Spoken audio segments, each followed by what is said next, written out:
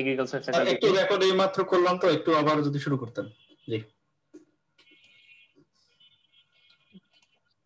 আচ্ছা, আমি আমার পরিচয় দিয়ে শুরু করি। আমার নাম শামীম মিয়া। আমি পটুয়াখালী বিজ্ঞান ও প্রযুক্তি বিশ্ববিদ্যালয়ে কাজ করছি অধ্যাপক হিসেবে, কৃষি তত্ত্ব বিভাগে। আর আমার পড়াশোনা হলো আপনার বাংলাদেশ কৃষি বিশ্ববিদ্যালয়ে ময়মনসিংহে। আমি অনার্স মাস্টার্স করছি সেখান থেকে। তারপরে কিছুদিন চাকরি করছি বাংলাদেশ কৃষি গবেষণা ইনস্টিটিউট গাজীপুরে। তারপর 2007 সালে পটুয়াখালী বিজ্ঞান ও প্রযুক্তি বিশ্ববিদ্যালয়ে লেকচার হিসেবে জয়েন করি। তারপরে 4 বছরের মতো চাকরি করছি একটানা। তারপরে আপনার সেকেন্ড মাস্টার্স করছি নেদারল্যান্ডসের ওয়াকেনিগেন ইউনিভার্সিটি থেকে। সেটা ছিল এনভায়রনমেন্টাল সায়েন্সে, এবং আমার স্পেশালাইজেশন ছিল Soyel quality, Soyel science, Soyel quality, এরকম কিছু আর কি। তারপরে দেশে ব্যাক করি 2013 সালে। তারপরে বছর দেড়েক পরে আবার পিএইচডি করতে যাই অস্ট্রেলিয়ার সিডনি বিশ্ববিদ্যালয়ে, ওইখানে পিএইচডি করি। পিএইচডি করার পরে দেশে আসি 2018 সালে। 2018 সালে আসার পরে আবার কিছুদিন পরে আবার ভিজিটিং রিসার্চার হিসেবে যাই সিডনি ইউনিভার্সিটিতে অল্প সময়ের জন্য, 4 মাস। সেটা শেষ করে 19 সালে ব্যাক করি আর কি। এখন ইউনিভার্সিটিতে আসি আর কি, কাজ করতেছি। তো আজকের যে আলোচনা সেটা হলো যে আমার আমার যেই মানে টকের ফোকাস সেটা হলো যে আমাদের এগ্রিকালচারের ছাত্রদের আপনার আসলে রিসার্চ ফোকাসটা কোথায় হওয়া উচিত, আসলে কি কাজ করা উচিত, কোন কোন ফিল্ডে ওয়ার্ল্ডের আসপেক্টে অথবা বাংলাদেশের আসপেক্টে আমাদের আসলে ম্যান পাওয়ার দরকার, সেই এরিয়াগুলোকে শুধু আইডেন্টিফাই কর। আমি অন্য একটা টকে আরো ডিটেলস বলার চেষ্টা করব কিভাবে ইন্ডিভিজুয়াল রিসার্চ সেট করতে হবে, কিভাবে একটা ম্যানুস্ক্রিপ্ট লিখতে হবে। এটা আরো সময় করে হয়তো স্টেপ বাই স্টেপ কথা বলবো, যদি রিসার্চ সোসাইটি সময় দেয় অথবা আমি সময় পাই, দুইটা ম্যাচিং করে। তো প্রথমেই আমি শুরু করতেছি। সেটা হলো যে এটা হলো আমার presentation outline, where to start, আসলে কোথা থেকে শুরু করব এটা নিয়ে আমি একটু দ্বিধান্বিত ছিলাম। তারপরে কিভাবে রিসার্চে ইনভলভ হওয়া যাবে এটা নিয়ে একটু হালকা আলাপ করব। তারপরে বাংলাদেশের রিসার্চ নিড এবং ওয়ার্ল্ডের রিসার্চ নিড, এটা আসলে বেসিক ফোকাস,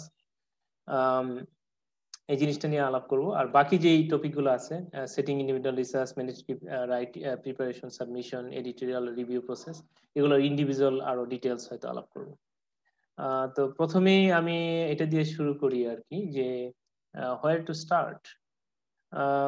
আমাদের আসলে ছাত্ররা যারা আছে তাদের একটা বড় অংশ আসলে জীবনের উদ্দেশ্য কি, এম কি, এটা ডিটারমিন করতে অনেকটা সময় ব্যয় করে। এবং আমার কাছে যেটা মনে হয়েছে যে ছাত্রদের একটা বড় অংশ তারা বিসিএস অথবা আদার সরকারি চাকরির জন্য একটা সময় ব্যয় করে। ফর এক্সাম্পল, আমার যারা ছাত্র তারা দেখি যে পাশ করার পরে 3 বছর 4 বছর শুধুমাত্র পড়তেছে সরকারি একটা চাকরি পাওয়ার জন্য। সবাই যে পাচ্ছে তাও না, কিন্তু এটা একটা আসলে ওয়ান কাইন্ড অফ, কি বলবো এটাকে, যে ট্রেডিশন হয়ে গেছে আমাদের। এবং ছাত্ররা ক্লাসে মনোযোগী না, তারা পড়তে চায় না ক্লাসের পড়াশোনা। তারা মনে করে ক্লাসে পড়লে এই পড়াশোনাটা আসলে তাদের চাকরির ক্ষেত্রে আসলে কাজে লাগতেছে না। এবং আপনি যদি দেখেন যে আসলে এই বিসিএস বা সরকারি চাকরির যে আপনার স্কিল রিকোয়ারমেন্ট, এটা বিশেষ বিশেষ করে হলো জেনারেল নলেজ অথবা আপনার ল্যাঙ্গুয়েজ প্রফিসিয়েন্সি, আপনার হলো বাংলা একটু লিখতে পারেন কিনা অথবা ইংরেজিতে লিখতে পারেন কিনা, একটা সুন্দর টপিক লিখতে পারেন কিনা, অতটুকু পর্যন্তই। অথবা খুবই আপনার এসএসসি এইচএসসি লেভেলের সাধারণ জ্ঞান আছে। আপনি যদি অন্যদিকে তাকান যে এনজিওর চাকরিগুলা, সেইখানে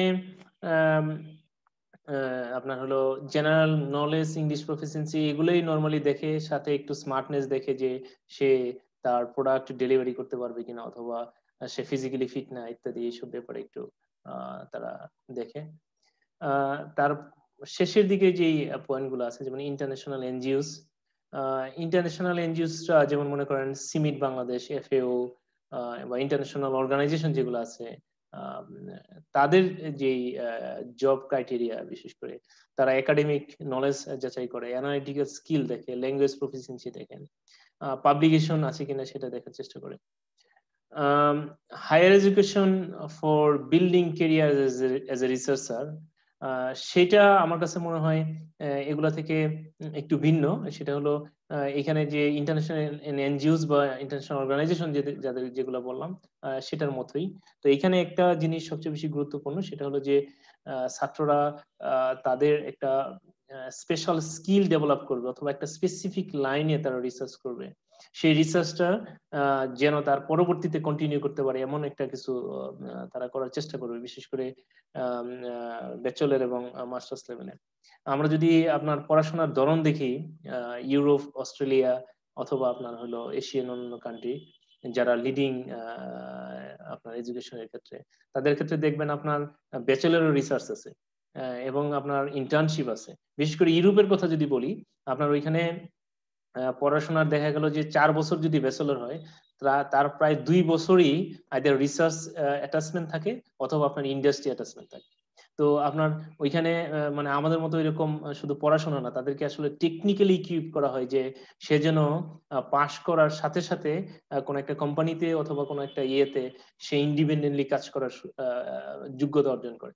কিন্তু আনফরচুনেটলি আমরা এটা করতে পারি না। ইভেন আপনি যদি আমার কথা বলেন, আমার ইউনিভার্সিটি এগ্রিকালচার ডিগ্রি দিচ্ছে, আমরা হয়তো প্র্যাকটিক্যাল করাই ছাত্রদেরকে, কিন্তু সেইভাবে তাদেরকে কিন্তু আমরা ইন্ডিপেন্ডেন্টলি কোনো প্রবলেম অ্যানালাইসিস অথবা আপনার হলো কোনো প্রবলেম সলিউশনের যে ধরনের টেকনিক্যাল স্কিল তাদের দরকার, সেটা আসলে আমরা দিতে পারি না।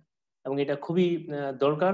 আমাদের সরকারও হয়তো চিন্তা করতেছেন, কিন্তু আমি মনে করি এটা খুবই জরুরি। এবং ব্যাচেলর রিসার্চ দরকার। এবং রিসার্চ বলতে সেই রিসার্চ না যেটার কোনো মিনিং নাই। আমি একটু পরে আপনাদেরকে আরো ডিটেলস এটা বলবো। তারপরে আপনার হলো যে অ্যানালিটিক্যাল স্কিল, তারপর কম্পিউটার স্কিল, এগুলো আসলে হায়ার স্টাডিজের জন্য খুবই দরকার। আমি আসলে আরো ডিটেলস পরের স্লাইড গুলোতে আসবো।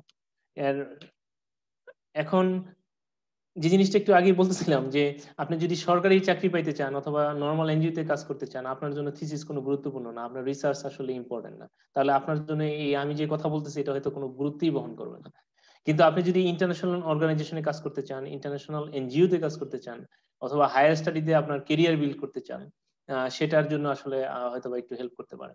আর আরেকটা জিনিস বলে রাখি, আপনি যদি এখন কম্পারেটিভ স্টাডি করেন যে আপনি দেশে চাকরি করবেন না বিদেশে চাকরি করবেন, অথবা দেশে বিসিএস অথবা সরকারি চাকরির পিছনে যাবেন, না আপনি ইন্টারন্যাশনাল এনজিও অথবা হায়ার স্টাডিজে কেরিয়ার বিল্ড করবেন, এটা আসলে কি বলবো, ক্লিয়ার ডিমার্কেশন অথবা আপনার খুব বেশি আপনার মানে আলাদা করা খুব কঠিন আমার জন্য, কারণ এটা ইন্ডিভিজুয়াল চয়েস। আপনি কোনটা নেবেন এটা আপনার চয়েস। বাট এখন আপনি যদি চিন্তা করেন যে আমি একটা সরকারি চাকরির জন্য 3 বছর 4 বছর পরিশ্রমের পরে একটা সরকারি চাকরি পাবো, এবং সরকারি চাকরিটা যদি ভালো চাকরি হয় আলহামদুলিল্লাহ, আপনি এটা নিয়ে সারা জীবনই কন্টিনিউ করতে পারবেন, আপনার চাকরি আর কোনোদিনই চিন্তা করতে হবে না। আর ওই সরকারি চাকরি পাওয়ার পরে আপনার হায়ার এডুকেশন হওয়ার সুযোগ আছে অনেক ক্ষেত্রে। অন দ্য আদার হ্যান্ড, আপনি যদি ইয়ের কথা চিন্তা করেন, ইন্টারন্যাশনাল এনজিও এবং হায়ার এডুকেশনের কথা চিন্তা করেন, সেই ক্ষেত্রে আপনার লাইফটা কিন্তু সবসময় চ্যালেঞ্জিং, এটা মেনে নিতে হবে। আপনি ইন্টারন্যাশনাল এনজিওতে কাজ করবেন, আপনার এখানে আপনার খুব স্কিল থাকতে হবে, আপনাকে আপ টু ডেট থাকতে হবে, আপনার ওই রকম অ্যানালিটিক্যাল স্কিল বলেন অথবা ইংলিশ লেখা অথবা আপনার কোনো প্রবলেম সিনথেসিসের ক্যাপাবিলিটি থাকতে হবে। আপনি যদি হায়ার এডুকেশন নেন, মনে করেন ফর এক্সাম্পল পিএইচডি করলেন, একটু আগে আশরাফুল ভাই বলতেছিলেন উনি পোস্টডক করতেছেন চায়নাতে। তো উনি যেমন মনে করেন মাস্টার ডিগ্রি অথবা পিএইচডি করলেন, তারপর পোস্টডক করতেছেন, ওনার জন্য লাইফটা খুব চ্যালেঞ্জিং এই সেন্সে যে উনি আবার তার এই ক্যারিয়ারটাকে ধরে রাখার জন্য প্রচুর পরিশ্রম করতে হবে। বাট এখানে একটা ইয়েও আছে, আপনি যদি ফেসিলিটির কথা চিন্তা করেন, সে একটা ভালো ইউনিভার্সিটি আছে, ভালো স্যালারি পাচ্ছে। বাংলাদেশে যদি আপনি বিসিএস ক্যাডার হন, তাহলে হয়তোবা যদি অনেস্টলি আর্ন করেন, যে পরিমাণ মানি আর্ন করতে পারবেন, ইন্টারন্যাশনালি আপনি যদি একটা ভালো প্রতিষ্ঠানে কাজ করেন, তাহলে আমার মনে হয় সেখানে আরো বেশি টাকা আছে। আর আরেকটা জিনিস আমি এখানে বলতে চাই, আমার একজন কলিগ আছে, উনি মালয়েশিয়া পুত্র ইউনিভার্সিটির এখন অ্যাসোসিয়েট প্রফেসর। উনি, ওনার নাম আমি বলি, নাম ধরেই বলি, কামাল উদ্দিন ভাই। উনি আমার সাথে কোলাবোরেটলি কাজ করেন, আমি কাজ করি ওনার সাথে। তো উনি কিন্তু বাংলাদেশে ওইভাবে চাকরির জন্য চেষ্টা করেন না, উনি মালয়েশিয়াতে পিএইচডি করছেন, পোস্টডক করছেন, তারপরে ফ্যাকাল্টি পজিশন পাইছেন। তো উনি যেটা আমাকে বলেন যে ধরুন আমার কথা বলেন যে ধরুন আপনি বাংলাদেশে কাজ করতেছেন, কত টাকা বেতন পান? For example 50,000 60,000। তাহলে এই 50,000 60,000 টাকা আপনি এখানে পাচ্ছেন। আর উনি এখন যেটা পাচ্ছেন সেটা মনে করেন বাংলাদেশি টাকায় 3 লাখ 4 লাখ টাকা, এবং খরচ বাদ দিয়ে সে 2 লাখ টাকা সেভ করতেছে প্রতি মাসে। তাহলে সে বলতেছে যে আমি যদি উনি যদি 10 বছর চাকরি করতে পারেন, তাহলে আমি সারা জীবনে যেগুলো ইনকাম করবো তার তার সমপরিমাণ ইনভেস্টমেন্ট তার অলরেডি চলে আসবে। আর আরেকটা জিনিস এখানে আছে, সেটা হলো যে হায়ার এডুকেশন করে আপনি যদি কেরিয়ার বিল্ড করেন, তাহলে বাংলাদেশেও অনেক প্রতিষ্ঠান আছে যেখানে আপনি ভালো চাকরি করতে পারবেন। কারণ আমি একটু পরে আপনাদেরকে দেখাবো, এটা এখানে দেখাই নেই। যেমন এটা দেখেন, Bangladesh becomes 4th largest remittance source for India. তাহলে এটা নিশ্চয়ই আমাদের জন্য খুব ভালো সংবাদ না? আমরা বাংলাদেশের ছাত্র, আমাদের বাংলাদেশের ছাত্ররা আপনার হলো হাজার হাজার লাখ লাখ ছেলেমেয়েরা বেকার, অথচ ইন্ডিয়া আমাদের কাছ থেকে তাদের 4th লার্জেস্ট রেমিটেন্স নিয়ে যাচ্ছে। তাহলে এই লোকগুলা কারা? কোথায় তারা নিয়োগ পাচ্ছে? নিশ্চয়ই তাদের কিছু স্কিল এখানে আছে, যে স্কিলটা আমাদের নাই। তাহলে আমাদেরকে এই স্কিলগুলা অর্জন করতে হবে। এখন এই স্কিলগুলো অর্জন করতে হলে আমাদেরকে আসলে একাডেমিক এনভায়রনমেন্ট, আপনারা অনেক বিভিন্ন ইউনিভার্সিটি স্টুডেন্ট, আপনারা হয়তো বুঝবেন যে আমাদের যে আসলে ট্রেডিশনাল টিচিং সিস্টেম আছে, সেখানে আসলে এই স্কিলগুলো নাই, ওইভাবে আমরা আসলে দিতে পারতেছি না। এখন এজ এন অল্টারনেটিভ আমি আসলে ইয়েকে খুব ধন্যবাদ দেই, জালালকে। জালাল যে কাজটা করতেছে যে সে হয়তো কিছু স্কিল ডেভেলপ করার চেষ্টা করতেছে, ছাত্রদেরকে ইকুইপ করার চেষ্টা করতেছে, এবং ইটস অল ভলেন্টিয়ার।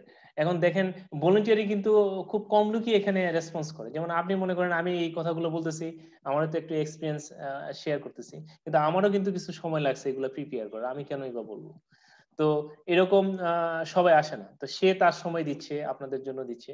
এখন এখান থেকে যদি কোনো ফ্রুটফুল আউটকাম আসে, যেমন মনে করেন আপনারা বিভিন্ন ইউনিভার্সিটিতে আছেন, আপনারা যদি রিয়েলি সাম স্কিল ডেভেলপ করতে চান, এবং এই স্কিল ডেভেলপ করে সেই স্কিলটাকে কাজে লাগিয়ে আপনি আপনার কেরিয়ার বিল্ড করেন এবং এই সোসাইটির সাথে সংযুক্ত থাকেন, এট দ্য এন্ড আপনার হলো বাংলাদেশ এজ এ হোল আমার মনে হয় উপকৃত হবে।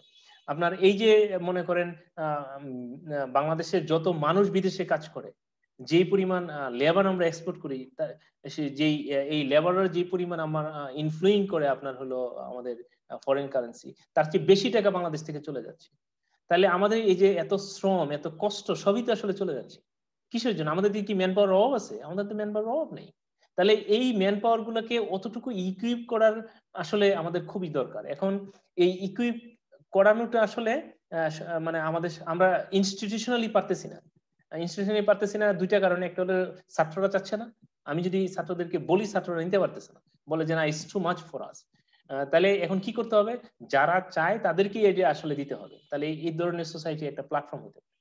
তো আমি আসলে তাকে ধন্যবাদ দিই যে সে আসলে এই ধরনের ভলেন্টিয়ার কাজ করতেছে, এবং আমি মনে করি যদি সবাই এইভাবে আগায় আসে, মানে হয়তো সবাই আসবে না, যারা আগ্রহী তারা যদি আগায় আসে এবং রিয়েলি কন্ট্রিবিউট করে এবং নিজেদেরকে একটু ডেভেলপ করার চেষ্টা করে, তাহলে বাংলাদেশ হয়তো আগামী দিনে অন্তত আমাদের যে যেই জায়গাগুলোতে আসলে ম্যান পাওয়ার আমাদের দরকার, সেখানে হয়তো কিছুটা হলেও আমরা করতে পারবো। আমি উদাহরণ দেই, আমাদের ইয়ের কথাই বলি, সেলিম ভাইয়ের কথাই বলি। মাহমুদুল হাসান সেলিম ভাই, উনি এগ্রিকালচার ইউনিভার্সিটির স্টুডেন্ট ছিলেন, উনি ইউএন মিশনে কাজ করেন। আমি ওনাকে লিজেন্ডারি ম্যান বলি, কারণ উনি দেখেন, উনি কিন্তু বাংলাদেশের চাকরির জন্য চেষ্টা করেন, উনি ডিএলএস এর চাকরি ছেড়ে চলে গেছেন, যে জাপানে পিএইচডি করছেন, তারপরে আসছেন দেশে, সে ডেভেলপমেন্ট, এই যে ইন্টারন্যাশনাল অর্গানাইজেশনে কাজ করছেন, সেখান থেকে সে এখন ইউএন মিশনে কাজ করছেন। তাহলে আমাদের ভীষণ থাকবে এরকম। আপনি যদি ইন্ডিয়ার দিকে তাকান, কোন ছেলে মেয়ে কিন্তু ওইভাবে, আমাদের ছেলে মেয়েরা যেভাবে বিসিএস এর পিছনে ছুটছে, আমি বিশ্বাস করি না তারা ওইভাবে বিসিএস এর পিছনে ছাড়ে। তাহলে আপনি তাদের দিকে তাকান, তারা প্রথম কাজ হলো ব্যাচেলর করবে, মাস্টার ডিগ্রি করবে, দেন সাথে সাথে একটা পিএইচডি করবে। পিএইচডি করার পরেই তারপরে তারা সোর্স মানে পোস্টডকের জন্য বিদেশে চেষ্টা করবে, বিভিন্ন ইউনিভার্সিটিতে চেষ্টা করবে। আপনি যদি আপনি ওয়ার্ল্ডের লিডিং ইউনিভার্সিটি গুলো দেখেন, সেখানে দেখবেন যে আপনার ইন্ডিয়ান প্রচুর ছাত্র যারা পোস্ট ডক্টরাল রিসার্চার হিসেবে কাজ করতেছে, এবং এই ছেলেরাই আবার দেশে ব্যাক করতেছে, দেশে এসে টিচিং অথবা রিসার্চে কাজ করতেছে।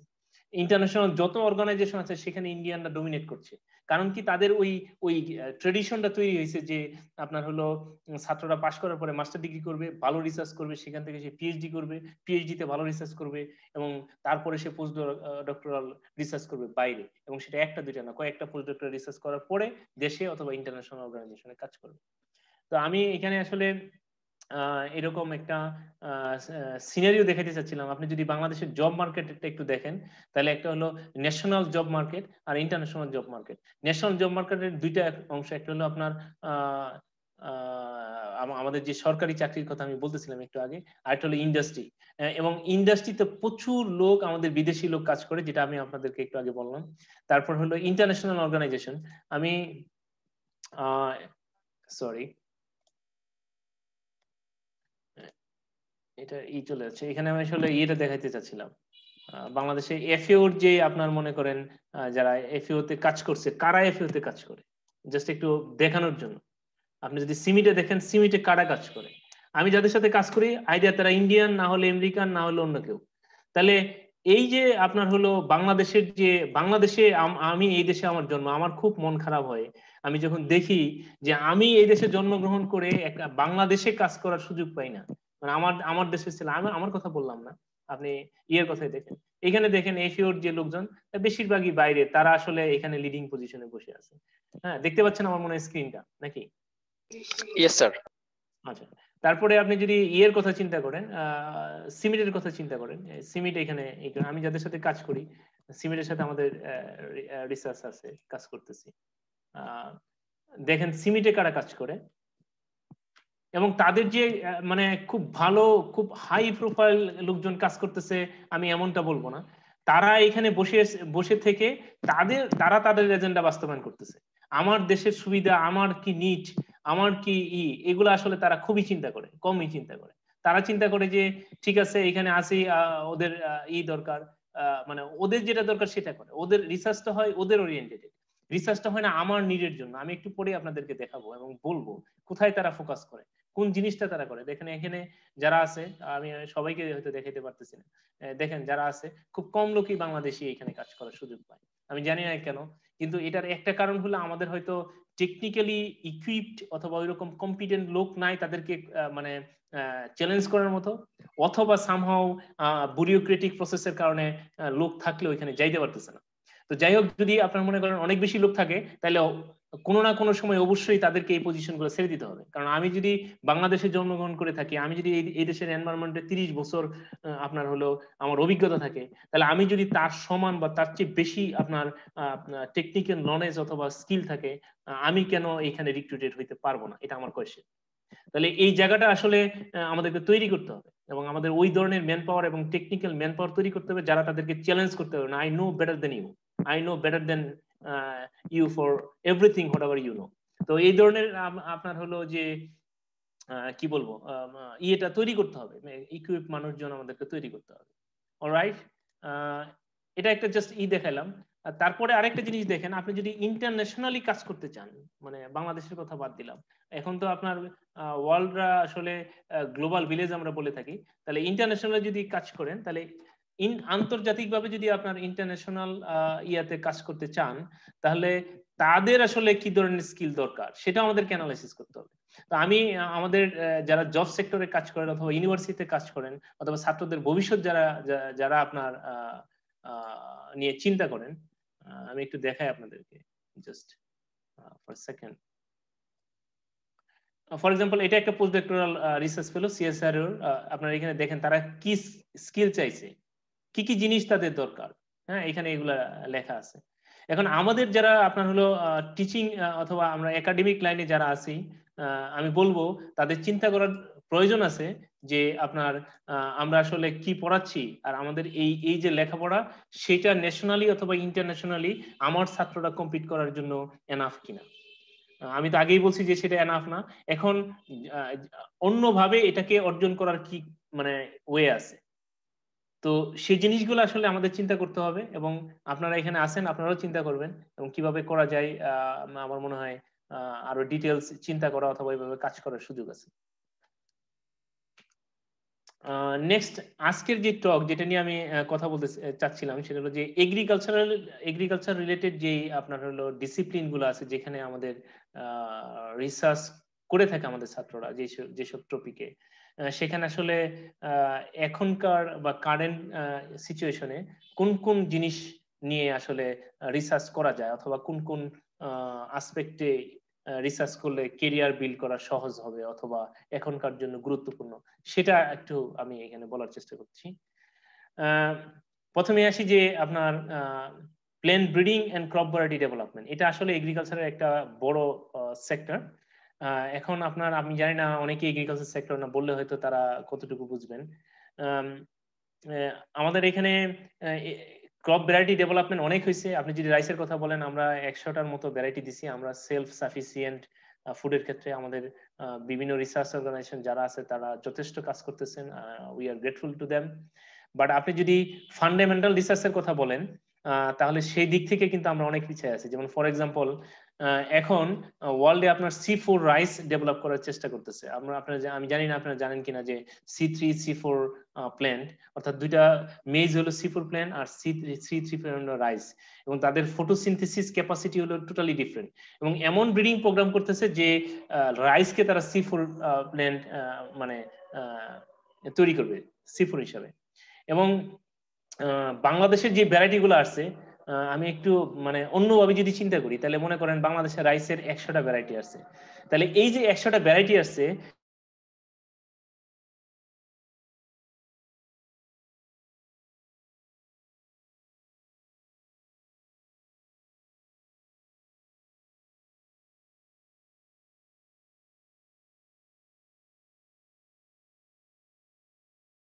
যে আপনি যদি মনে করেন যে ফান্ডামেন্টাল রিসার্চ, একদম আপনার হলো মলিকুলার বেসিসে রিসার্চ বাংলাদেশে আমি মনে করি এখনো শুরু হয়নি, এবং এটা করতেও পারি না, আমাদের ওই ধরনের ল্যাব ফ্যাসিলিটিস নাই।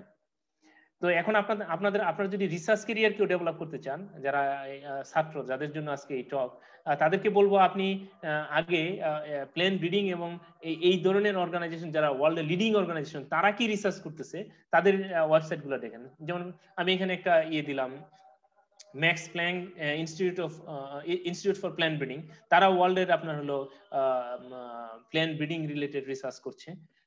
তারপরে আপনার যদি এখানে আসি যে plan breeding institute, the university of Sydney, তারাও আপনার হলো যে এরকম প্ল্যান ব্রিডিং নিয়ে অনেক গবেষণা করছে, অনেক ধরনের গবেষণা করছে। সেখানে বাংলাদেশি গবেষকরাও আছেন। আপনার যদি মনে করেন কোনো হেল্প দরকার, এদের ওয়েবসাইটে যেতে পারেন এবং দেখতে পারেন যে তাদের রিসার্চের ধরন কি, ওই রিলেটেড বাংলাদেশে কাজ করছে। এখন আপনি হয়তো সরাসরি ওই লেভেলের কাজ বাংলাদেশে করতে পারবেন না, কিন্তু কাছাকাছি বা মোটামুটি লেভেলের কাজ যারা করে আপনার ব্রিডিং লাইনে, তাদের সাথে যোগাযোগ করতে পারেন। অথবা আপনি তাদের সাথে যোগাযোগ করে ইন্টারন্যাশনালি কোনো পার্টনারের সাথে বাংলাদেশে পার্টলি কিছু কাজ করলেন, অথবা বাকি কাজটা বিদেশে হইলো, এরকম করা যায় কিনা সেটা করতে পারেন। আমি এখানে ফেসবুকের একটা লিংক দিচ্ছি আপনার একটু দেখানোর জন্য।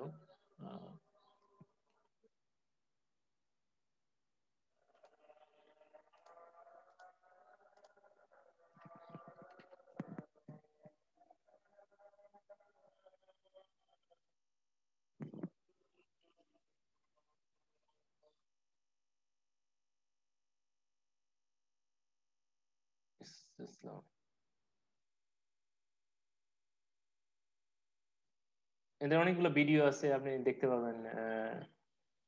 আমি জাস্ট লিঙ্কটা এখানে কপি করলাম। এদের যে রিসার্চ, এগুলো আপনার হলো যে যেমন এইখানে আমি একটা যদি ভিডিও আপনার করি, আমি শেয়ার করি আপনাদের সাথে।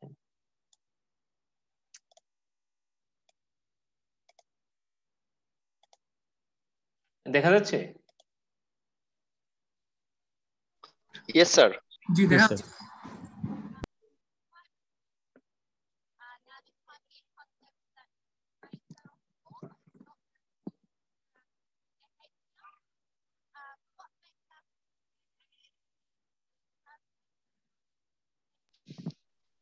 কথা বোঝা যাচ্ছে না স্যার।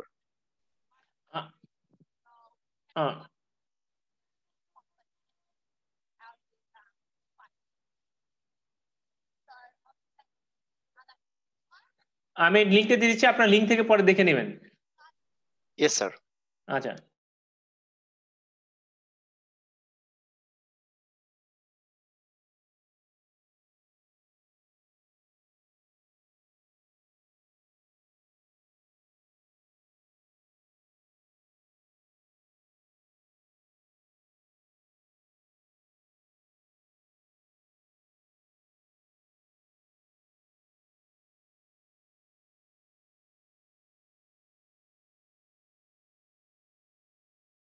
এখন আমি আসি যেখানে, সেটা হলো সয়েল সায়েন্স, প্ল্যান্ট নিউট্রিশন এবং সয়েল হেলথ।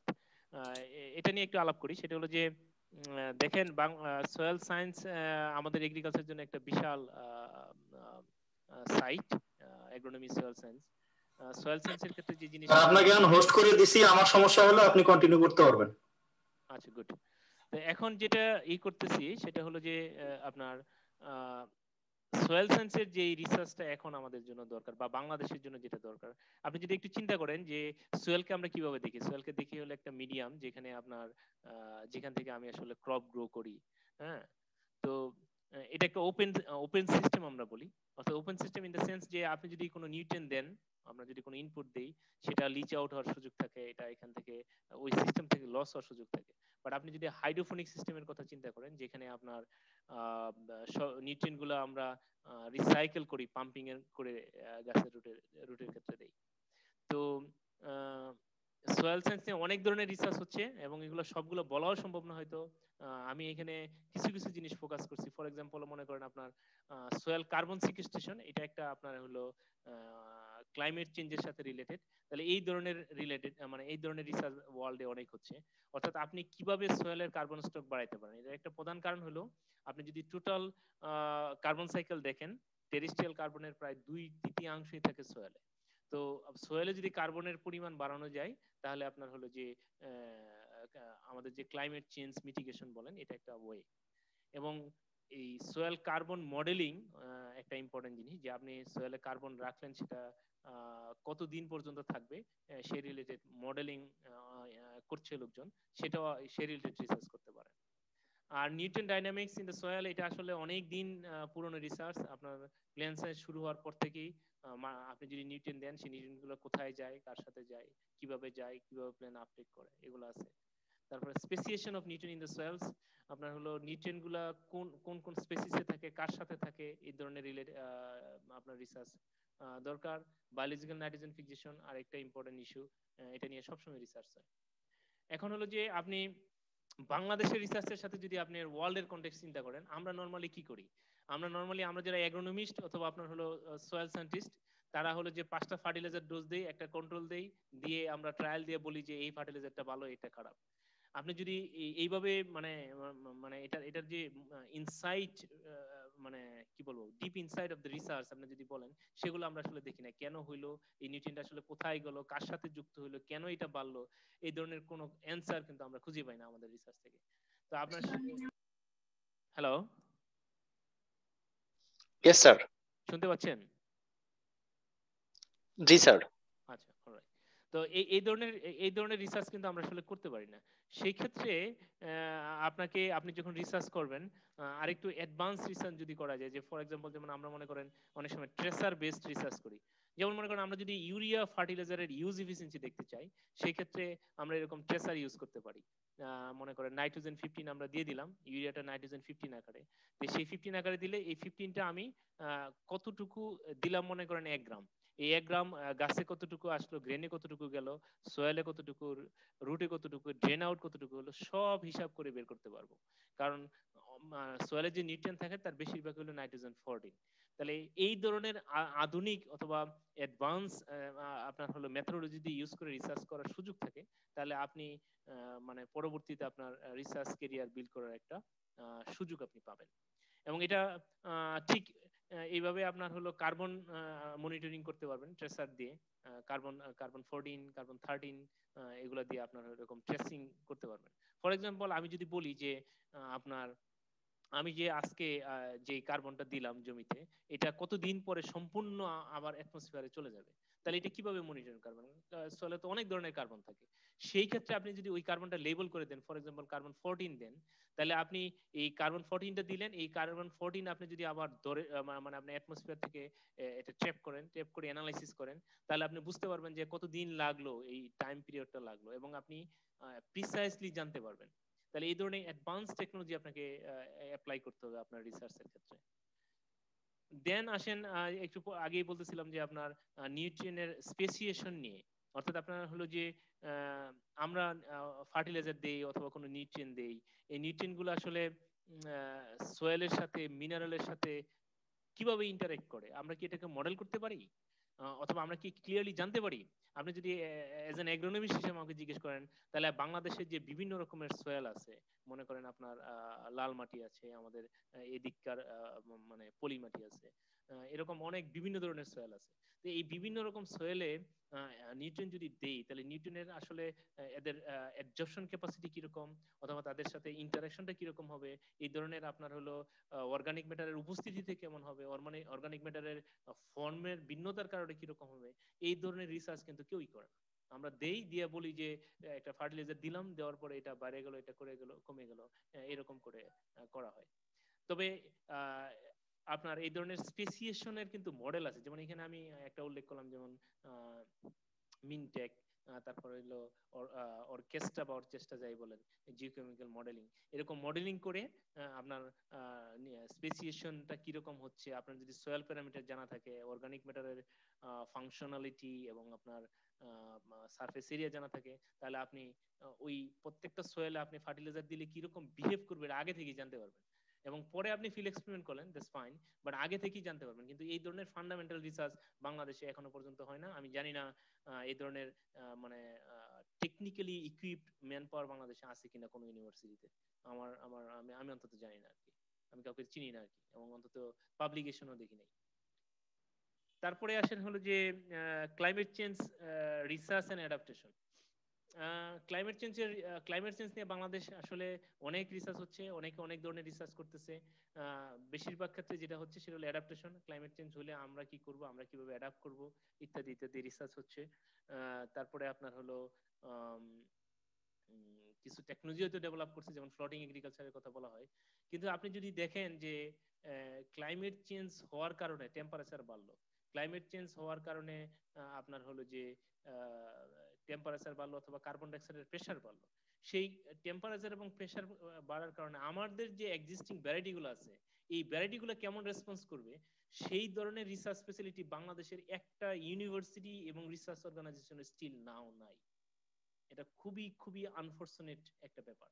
ফর এক্সাম্পল আমি যদি বলি, মনে করেন আপনার যে টেম্পারেচার 4 ডিগ্রি বেড়ে যাবে, তো 4 ডিগ্রি বাড়লে এবং সাথে যদি আপনার কার্বন ডাইঅক্সাইডের কনসেন্ট্রেশন আপনার মনে করেন 10% বা 20% বাড়ে, তাহলে আমাদের যে এক্সিস্টিং ভ্যারাইটিগুলো আছে তাদের আসলে পারফরমেন্স কেমন হবে? এবং এটা আপনি এই ধরনের ফ্যাসিলিটি নাই। ফর এক্সাম্পল আপনি অস্ট্রেলিয়ার কথা যদি চিন্তা করেন, এটা একটা ইউনিভার্সিটি হক্সবার্গ ইনস্টিটিউটের তাদের একটা ছবি, এইখানে যে ইয়াটা দেখতেছেন এরকম কি বলবো এটাকে স্ট্রাকচার, এইখানে তারা কার্বন ডাইঅক্সাইডের কনসেন্ট্রেশন বাড়ায় দিছে, এবং এগুলো সব লেবেল কার্বন ডাইঅক্সাইড, যেটা আমি বলতেছিলাম একটু আগে, কার্বন 14। তো এইগুলো দিয়ে তারা দেখতেছে যে তাদের ভেজিটেশনের কিরকম চেঞ্জ হচ্ছে, এবং ওপেন ফিল্ডে। হ্যাঁ, এবং এটা দিয়ে তারা দেখতেছে যে তাদের যে প্লেন, তাদের যে ভেজিটেশন কিরকম চেঞ্জ হচ্ছে। এবং এট দ্য সেম টাইম আমি যেই ইয়াতে কাজ করছি, এখানে অনেকগুলো ভিডিও দেওয়া আছে, আমি হয়তো আপনাদের একটু দেখানোর চেষ্টা করব, জানি না হয়তো শোনা যায় না, এটা সমস্যা। আমি যে ল্যাবে কাজ করছি তার নাম হলো centre for carbon water and food. তাদের যে আপনার ইয়ে আছে, রিসার্চ ফেসিলিটি আছে, সেখানে আপনার হলো যে একটা কন্ট্রোল কন্ডিশনে আপনার হলো টেম্পারেচার এবং আপনার হলো লেবেল কার্বন, আমার মনে হয় আমি একটু দেখানোর চেষ্টা করি, সম্ভবত শোনা যাবে কিনা জানি না।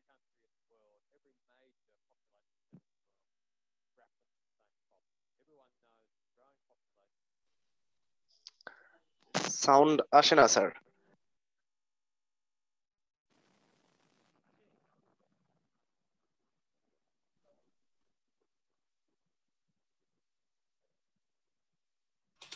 স্যার ওই যে ইন্টারনেটের কারণে জুম অনেক সময় এটা নিতে পারে না। এই জুম অ্যাকাউন্ট তো ধরেন সারা বাংলাদেশ চলতেছে, অনেক জায়গায় এট এ টাইম করে, তো তাহলে ওই লিঙ্কটা দিয়ে দিয়ে, যেহেতু পিপিটি তে লিঙ্ক দেওয়া আছে, পরবর্তী দেখে নিতে পারবে আর কি। আর যাই হোক আর কি, তো আমি এখানে যে জিনিসটা বলতে চাচ্ছি সেটা হলো যে আপনার তাহলে এমন ফ্যাসিলিটি তারা ক্রিয়েট করছে, মনে করেন আপনার 50 বছর পরে। আচ্ছা, আরেকটা জিনিস, আমি তো শব্দ আস্তে শুনতেছি স্যারের কথা, আপনারাও কি স্পষ্ট জি, শুনতেছেন নাকি আস্তে আস্তে শুনতেছেন? শুনতে পাচ্ছি না, না এরকম আর কি, খুব খুবই আস্তে শোনা যাচ্ছে। হচ্ছে। আচ্ছা আমি চেষ্টা করতেছি, এখন কি শোনা যায়? স্যার হচ্ছে কি, আপনি যখন ভিডিও প্লে করেন নাই তখন কিন্তু মানে ইফোর্ট দেওয়া লাগে না, এমনি শুনতাম আর কি, আপনার মাইক্রোফোনটা দূরে থাকলেও শুনতাম। যখন থেকে ভিডিওটা অন করা শুরু করছেন এরপর থেকে স্যার আপনার মাইক্রোফোন কাছে আনলেও ফোনের ভলিউম বাড়ালেও খুব একটা ভালো শোনা যাচ্ছে না। আচ্ছা তাহলে আমি একটা কাজ করতে পারি, আমি আমার মানে আউট হয়ে ইন করলে মনে হয় এটা সমাধান হতে পারে নাকি? জি জি স্যার, স্যার, সলভ এটা হতে করা পারে যেতে পারে সেক্ষেত্রে। স্যার। জি, না এখন স্যার শোনা যাচ্ছে। আপনি ওই ভিডিও অন করলে পরে হয়ে যায় আর কি, আমি এর আগে দেখছি। আচ্ছা ঠিক আছে, তাহলে আমি কন্টিনিউ করি, আমার মনে হয় বেশি স্লাইডও নাই আর তারপর হ্যাঁ আপনিও শেষ, আপনি কন্টিনিউ করেন, এখন শোনা যাচ্ছে। এই হেডফোনটা সামনে নিয়ে হচ্ছে মাইক্রোফোন। আচ্ছা ঠিক স্যার আছে আমি তাহলে একটু ইন্টারাপ্ট করি স্যার, ওই যে স্যার ভিডিওটা স্যার স্ক্রিন শেয়ারটা অফ করে আবার অন করলে হয়তো স্যার এটা হতে পারে। তখন স্যার ওই যে নিচে একটা চেক বক্স আসে যে আপনি মানে পিসির অডিওটা শেয়ার করতে চান কিনা, ওখানে সম্ভবত চেক মার্ক দেওয়া নেই, যার কারণে আমরা আপনার পিসির অডিওটা শুনতে পাচ্ছি না sir. Shared on computer sound, ও এই যে এটা স্যার ওটা যখন স্ক্রিন শেয়ার আপনি অন করেছিলেন তখন ওই অপশন নিচে একটা চেক বক্স ছিল, ওখানে চেক মার্ক দিলে আমরা শুনতে ওটা পেতাম। দেই না আর কি, optimise screen sharing on video clip. আচ্ছা ঠিক আচ্ছা আছে, সমস্যা নাই স্যার, আরেকদিন হয়ে যাবে, এখন প্রায় শেষের দিকে। হ্যাঁ হ্যাঁ জি ঠিক স্যার। আছে, আমি খেয়াল করি এটা এনিওয়ে। তো যাই হোক, এখন আপনার হলো যে যে জিনিসটা করতেছি সেটা হলো যে বলার চেষ্টা করতেছি, সেটা হলো এখন দেখেন আমাদের ল্যাকিংটা কোথায়।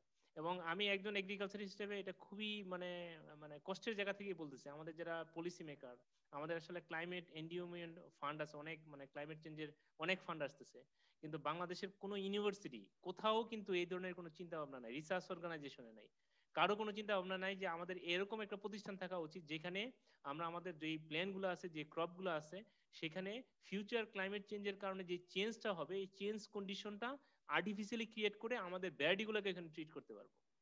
এই ধরনের ফেসিলিটি কিন্তু কেউ কখনো ডেভেলপ করে না, এবং এটার জন্য খুব বেশি টাকা দরকার। আমি মনে করি যে 200, 300, 500 কোটি টাকাই লাগলো, কিন্তু এই 500 কোটি টাকা সরকার এখানে ইনভেস্ট করতেছে না।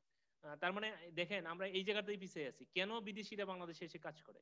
তারা কিন্তু 50 বছর পরে কি হবে সেটা নিয়ে অলরেডি রিসার্চ করতেছে। তাহলে সে তো ওই জায়গাটা দখল করবেই, আমি তো তার সাথে পারবো না। তাহলে আমাকে এখানে আমাদের নিজেদের আপনার কি বলবো ইকুইপ করতে হবে। আপনি যদি বলেন ইন্টারন্যাশনাল অর্গানাইজেশন গুলো, তারা কিন্তু এখানে ফান্ডিং করবে না। তারা ফান্ডিং করে কোথায় জানেন? যে আমাদের দেশের মহিলারা কিভাবে ক্লাইমেট চেঞ্জ হলে সে তাকে নিজেকে রক্ষা করবে, ওই জায়গাটায় ফান্ডিং করবে। আমাদের দেশের আপনার হলো কি বলে ক্লাইমেট চেঞ্জ হওয়ার কারণে আপনার হলো বানালিবিটি হওয়ার কারণে কি কি চেঞ্জ হবে, কিভাবে এক্সিস্টিং টেকনোলজি দিয়ে আপনি এটাকে কোপ আপ করবেন, ওই ধরনের আপনার হলো যে মডেল বেস রিসার্চ তারা আপনাকে শেখাবে অথবা দিবে। কিন্তু আপনি যদি কোর আপনার বেসিক রিসার্চের কথা চিন্তা করেন, কোনোদিন তারা ফান্ডিং করবে না। এখানে সরকারকে ফান্ডিং করতে হবে, এখানে যারা দেশ প্রেমিক মানুষ অথবা দেশের যারা পলিসি মেকার তাদেরকে আগায় আসতে হবে। আচ্ছা আরেকটা জিনিস চিন্তা করেন যে বাংলাদেশে এই যে আপনার মনে করেন ক্লাইমেট চেঞ্জ হচ্ছে, আমরা বলি ক্লাইমেট চেঞ্জের অনেকগুলা সেক্টর, এর মধ্যে এগ্রিকালচার সেক্টর ইম্পর্টেন্ট, যেখানে প্রায় 13.5% কন্ট্রিবিউট করে। এর মধ্যে বিশেষ করে কার্বন ডাই অক্সাইড, মিথেন এবং নাইট্রাস অক্সাইড এবং মিথেন, এই দুটো হলো সবচেয়ে বড় একটা সোর্স। তো এইগুলো মেজার করার মতো একটা বা দুইটা রিসার্চ ল্যাব আছে বাংলাদেশে, এবং আমি জানি না সবগুলা ওইভাবে আপনার সচল আছে কিনা। তো দেখেন আমাদের যেখানে আসলে রিসার্চের ফান্ডামেন্টাল জায়গা, সেই জায়গাগুলোতে কিন্তু আমরা অনেক অনেক পিছিয়ে আছি। ঠিক আছে,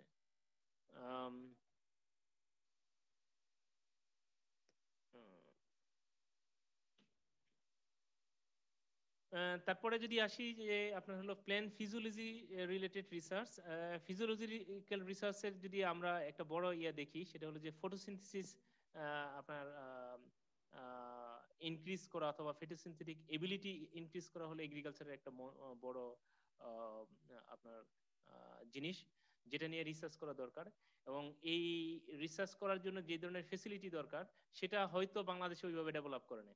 আপনি এখানে সিডনি ইউনিভার্সিটির একটা দিছি, ছবি দিছি, সেখানে তারা দেখেন যে একটা প্লেনকে তারা এরকম আপনার এগুলো লাইকরের গ্যাস এক্সচেঞ্জ সিস্টেম, এই লাইকরের গ্যাস এক্সচেঞ্জ সিস্টেম দিয়ে 24/7 এই প্লেনটা বিভিন্ন রকম কন্ডিশনে, ড্রাউট কন্ডিশনে বলেন, আপনার হলো হাই লাইট, লো লাইট কন্ডিশনে কি পরিমাণ তার ফটোসিনথেসিস হচ্ছে, এগুলো কন্টিনিউয়াসলি মনিটর করতে পারছে। তাহলে এই যে মনিটরিং সিস্টেম করে তারা বুঝতে পারতেছে যে তাদের প্ল্যানগুলা, তাদের আসলে কি বলবো প্ল্যান্টের ফিজিওলজি কিরকম চেঞ্জ হচ্ছে, তাদের আপনার ফটো রেসপিরেশন হচ্ছে কিনা, আমি জানি না, অনেকের কাছে এই টার্মগুলো হয়তো পরিচিত না। অর্থাৎ একটা প্ল্যান্টের পারফরমেন্স কেমন হবে সেইটা আসলে তারা এগুলা কন্টিনিউয়াসলি মনিটর করতে পারছে। এটা হলো বাংলাদেশের চিত্র, এটা আমাদের একজন বড় ভাই কাছাকাছি রিসার্চ করার চেষ্টা করতেছেন। তো আমি মনে করি যে এই ধরনের ল্যাবরেটরি ফেসিলিটি আমাদের এখনো হয় নাই, এবং যেটা হয়েছে সেখানে আমাদের যারা নতুন ছাত্র তারা এই ধরনের রিসার্চ করতে পারে। নেক্সট হলো আপনার হলো ট্রান্সফরমেশন অফ এগ্রিকালচারাল প্র্যাকটিসেস, যেটাকে আমরা ফার্মিং সিস্টেম রিসার্চ বলে থাকি। অর্থাৎ মনে করেন আপনার গত 50 বছর আগে আমাদের যে এগ্রিকালচারাল প্র্যাকটিসেস ছিল, অথবা এগ্রিকালচারাল মেকানাইজেশন ছিল, অথবা ফার্মের যে বিভিন্ন কম্পোনেন্ট ছিল, মনে করেন এগ্রিকালচারাল হোমস্টেড ফার্মিং এর, আপনার মনে করেন লাইভস্টক, পোল্ট্রি, ডেইরি, এবং এদের কম্বিনেশন, এবং এদের যে রিসোর্স রিসাইক্লিং এবং আপনার রিসোর্স রিইউটিলাইজেশনের যে প্যাটার্ন ছিল, সেগুলো অনেক ক্ষেত্রেই বাংলাদেশে চেঞ্জ হয়েছে। তাহলে এই চেঞ্জটা কেমন, সেগুলোরও আপনার হলো আমাদের আসলে চিন্তা ভাবনা করতে হবে যে আমাদের কি চেঞ্জ হয়েছে, এবং আমাদের যে ক্লাইমেট চেঞ্জ সিনারিও বলি, অথবা আমাদের যে যে চেঞ্জের যে ট্রেন্ড বলি, সেটা আগামী 10 বছর 15 বছর পরে কেমন হবে। যেহেতু এগ্রিকালচারাল ল্যান্ড আপনার হলো নন এগ্রিকালচারাল পারপাস আমরা ইউজ করতেছি, তাহলে এইটাকে কিভাবে কভার করব, সেই জিনিসগুলো চিন্তা করার এবং এটা এই ধরনের মডেলিং করার আমাদেরকে আসলে মডেলিং শিখতে হবে এবং করতে হবে। একটু আগে যে জিনিসটা বলতেছিলাম যে ক্রপ ম্যানেজমেন্ট এবং প্রিসিশন এগ্রিকালচার, আমাদের বর্তমান সিচুয়েশনে ওয়ার্ল্ড অনেক আগাইছে, যেখানে আপনার হলো সেই জায়গায় আমরা ইরিগেশন দিব যেখানে দরকার, সেখানেই আমি ফার্টিলাইজার দিব যেই পয়েন্টে, অর্থাৎ যেই গাছটাতে দরকার। আমি একটা ভিডিও দেখতেছিলাম কিছুদিন আগে, যেটা এখানে কিছুটা হলো এক্সপ্লেন করার চেষ্টা করছে। মনে করেন আপনার স্যাটেলাইট ইমেজ থেকে ছবি নিয়ে দেখলো গাছের কোন জায়গাটায় গ্রিন, কোন জায়গাটায় গ্রিন না, এবং এই ছবিটার সাথে আপনার হলো এই মেশিনটা, আপনি যদি ট্রাক্টরটা রান করবে, এবং যেই জায়গাটাতে গ্রিন কম সেই জায়গাটাতেই সে নাইট্রোজেন ফার্টিলাইজার দিবে, আর যেটাতে গ্রিন বেশি সেখানে দিবে না। তাহলে এই যে আপনার হলো একটা কন্টিনিউয়াস সিস্টেম, মানে একটা অটোমেটেড সিস্টেম অথবা আর্টিফিশিয়াল ইন্টেলিজেন্স সিস্টেম, এই ধরনের আপনার হলো লার্নিং আমাদের দরকার। কারণ ওয়ার্ল্ডের আপনি যদি দেশের বাইরে কাজ করতে চান, ইভেন বাংলাদেশে আগামী 20-25 বছর পরে এই ধরনের টেকনোলজি আমাদেরকে অ্যাডপ্ট করতে হবে, অথবা আমাদের নিজেদেরকে তৈরি করতে হবে। তো সেই জন্য ওই 20 বছর বা 25 বছর পরে আমাদের যে ম্যান পাওয়ার দরকার, অথবা কারেন্টলি ফার্স্ট ওয়ার্ল্ডে যে ম্যান পাওয়ার দরকার, সেখানে আমাদেরকে কাজ করতে হলে এই ধরনের নলেজ অথবা আপনার টেকনোলজি নিজেদেরকে আয়ত্ত করতে হবে।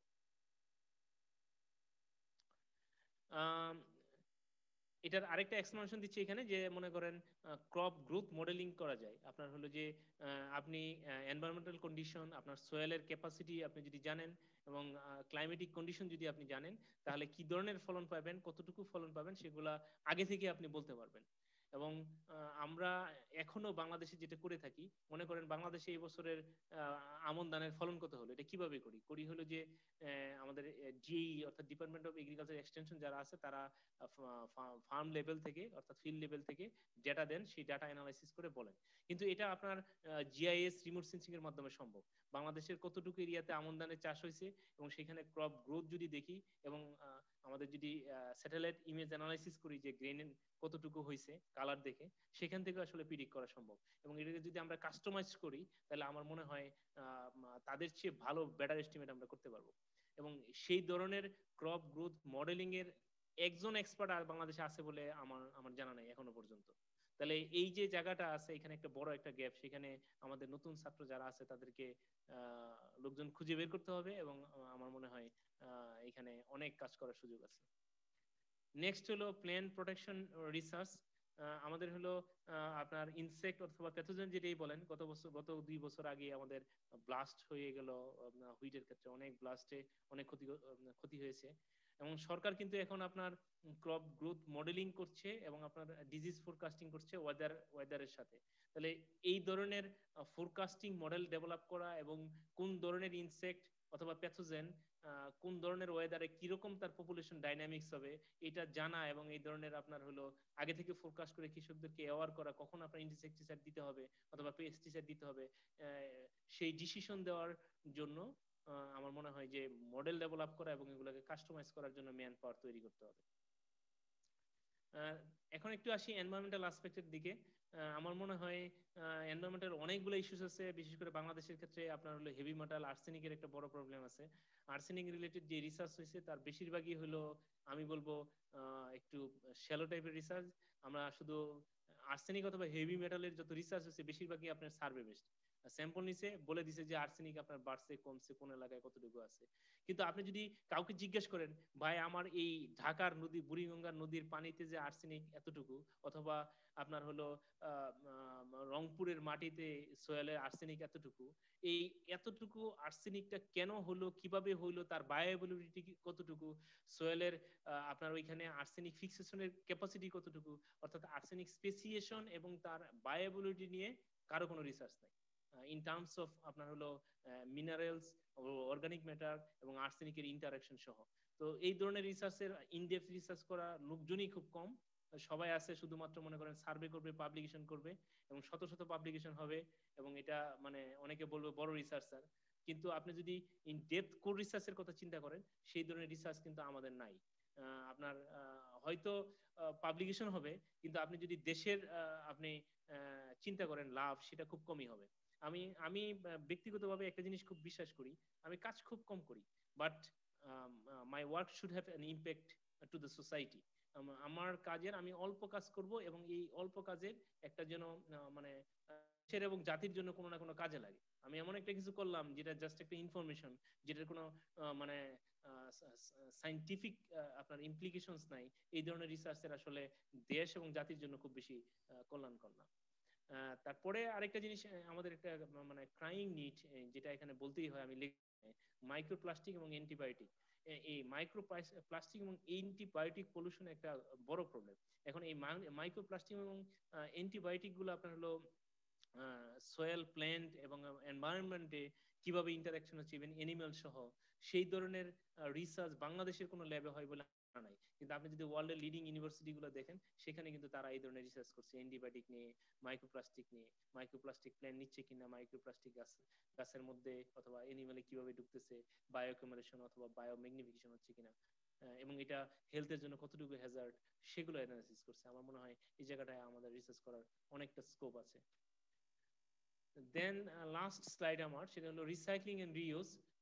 আমাদের অনেক আপনার ওয়েস্টেজ ম্যাটেরিয়াল আছে, সেগুলোকে আপনার মানে রিসাইকেল করার জন্য রিসার্চ খুব কম, এবং এটাকে কিভাবে আপনার রিসাইকেল করে নিয়ে আসা যায়, বিশেষ করে আপনার মিউনিসিপ্যাল ওয়েস্ট, বিশেষ করে আপনার অর্গানিক ওয়েস্টে প্রচুর পরিমাণ নিউট্রিয়েন্ট থাকে এবং এদের এনভায়রনমেন্টাল ইম্প্যাক্টও বেশি, ফুটপ্রিন্টও বেশি, সেগুলোকে রিসাইকেল করে কিভাবে নিয়ে আসা যায় এই ধরনের রিসার্চ করার অথবা আপনার রিউজ করার এফোর্টও আমি বাংলাদেশে দেখি না।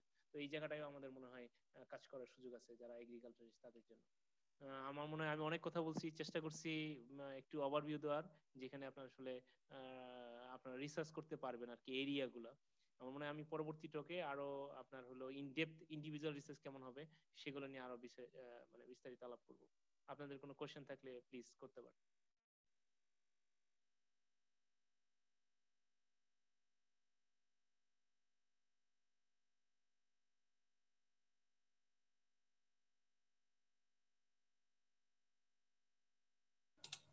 হ্যাঁ কামরুল ভাই, জি কামাল সরি, জি আমার কোশ্চেন জিজ্ঞেস করেন।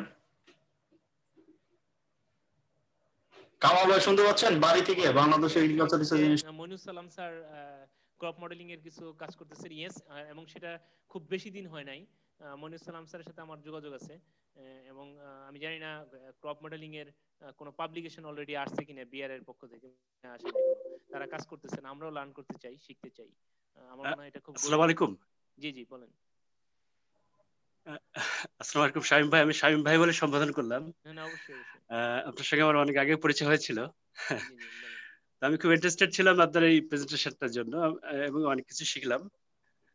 তো আমি যে বিষয়টা বলতে চাচ্ছিলাম যে মইনুস সালাম স্যার আমাদের বিআরের সঙ্গে এখন কাজ করছেন, বাড়ির সঙ্গে। জি জি জি। তো আমাদের একটা প্রজেক্ট আছে ডিএইর তত্ত্বাবধানে প্রজেক্টটা। আচ্ছা। তো সেখানে আমরা মূলত ক্রপ মডেলিং নিয়ে কাজ করছি এবং আমরা চেষ্টা করছি আমরা আমাদের ক্রপ ডেভেলপ করার জন্য। Good, very good. তো ফরচুনেটলি আমি সেখানে একজন মেম্বার আছি। এবং আমরা বিআরআই থেকে আমরা দুইটা ক্রপ নিয়ে কাজ করছি, পটেটো এবং মেজ। আপনি যেটা বলছিলেন যে আমাদের ভ্যারাইটি গুলো এলিভেটেড কার্বন ডাইঅক্সাইড, এলিভেটেড টেম্পারেচারে ইন ফিউচার কিভাবে পারফর্ম করবে, এবং অলরেডি আপনি জেনে খুশি হবেন, অলরেডি আমরা কয়েকটা পেপার কিন্তু পাবলিশ করেছি ইতিমধ্যে সেটা কি বিআরআই মডেল থেকে। আমরা মডেল বেস না আপনারা আপনাদের যে মডেল বেসড, যে আমরা মূলত না, কিন্তু ডিসার্ট আমি ডিসার্ট এখানে নিয়ে কাজ করেছিলাম। হ্যাঁ, আমি যেখানে যে কোশ্চেনটা করছি সেটা হলো আপনার হলো যে ইয়েটা, ওই যে আপনার কি রিসার্চ ফ্যাসিলিটি আছে কিনা যেখানে আপনি এলিভেটেড কার্বন ডাইঅক্সাইড করতে পারবেন না আপনার মেরাটিটা অ্যাকচুয়ালি কতটুকু পারফর্ম করছে, যেটা নাই আমি বলতেছিলাম একটু আগে। না, আপনি যেভাবে বলছেন ওভাবে নেই, ওইটাই। তাহলে হ্যাঁ আপনি ঠিক চিন্তা আছে। করেন তো বাংলাদেশে আমরা এলিভেটেড আপনাদের টেম্পারেচারটা দিয়ে করতে পারি আমরা। হ্যাঁ, বাংলাদেশে মনে করেন আমিও বিআর এর সায়েন্টিফিক অফিসার ছিলাম। Sure, go head please. হ্যাঁ, আপনার সাথে আমি আমি জানি। আমি বিআর এর সায়েন্টিফিক অফিসার। আপনি দেখেন যে এটা তো আমাদের জন্য রিয়েলি আনফরচুনেট যে আমরা একটা প্রতিষ্ঠানে হ্যাঁ করতে পারলাম না। কেন করতে পারলাম না এখনো পর্যন্ত? হ্যাঁ, আমাদের কি ফান্ডের সেটাই না, আমাদের অনেক ল্যাকিংস আছে, তারপরেও যে অ্যাটলিস্ট আমরা খুঁড়িয়ে খুঁড়িয়ে হলেও চেষ্টা করে যাচ্ছি। এক্স্যাক্টলি। তো আমি হ্যাঁ, আমরা 2014 প্রথমে মূলত মডেলিং দিয়ে বিআরসি ভাবা শুরু করে, এবং সেই আলোকে আমাদের নার্সভুক্ত যে প্রতিষ্ঠানগুলো আছে সেখান থেকে মোটামুটি 29 জন সায়েন্টিস্টকে সিলেকশন করা হয়। তার মধ্যে আমি একজন ক্ষুদ্র পার্টিসিপেন্ট ছিলাম। তো আমাদের ইন্ডিয়ান একজন মডেলার ছিলেন, যিনি ইন্ডিয়ান ইনফোক্রপ মডেল ডেভেলপে যুক্ত ছিলেন, উনি আমাদের ট্রেনার ছিলেন। তো পরবর্তীতে সে প্রজেক্ট শেষ হতে, সে প্রজেক্ট থেকে আমরা অনেকগুলো পাবলিকেশন করি, এবং তারপরে এই নতুন প্রজেক্ট শুরু হলো ডিএ এর অধীনে। ওটার নাম হচ্ছে অ্যাগ্রোমেট্রোলজিক্যাল ইনফরমেশন সিস্টেম ডেভেলপমেন্ট প্রজেক্ট। আচ্ছা, গুড। আমাদের থার্ড ইয়ার চলছে আর কি এখনো। আমার মনে হয় আমি আর সবকিছু হয়তো আমার জানার থাকতে পারে, তবে এটা খুব ভালো যে আমাদের এই ধরনের মডেল বেস থাকা উচিত, এবং বিশেষ করে ইউনিভার্সিটিতে যদি আপনি তাকান, আপনারা হয়তো রিসার্চে করতেছেন, আমি তো আমার জানা মতে কোথাও হ্যাঁ, এখানে মইনুস সালাম স্যার এই কথা বলছিলেন যে আমাদের কোনো ইউনিভার্সিটিতে কোনো কারিকুলাম নাই এটা নিয়ে। এক্স্যাক্টলি। তো এটা যদি একটা দুঃখ, মানে আমাদের ল্যাকিংস আছে, নাই, সেই এক্সপোজার নাই। তো এখন আমি পার্সোনালি শিখতে চাই, আমি যদিও খুব বেশি মডেল জানি না, বাট আমি শিখতে চাই, এবং আমাদের আমরা আপনারা যখন ভবিষ্যতে যে আপনি জেনে আরো খুশি হবেন। জি জি বলেন। জি জি, জেনে খুশি হবেন যে আমরা কিন্তু নিজেরা মডেল ডেভেলপ করার চেষ্টা করছি, এবং আমরা একেবারে লেভেল ফ্রম দ্য স্ক্র্যাচ থেকে শুরু করছি যে এক্সেলে কিভাবে কাজ করা যায়।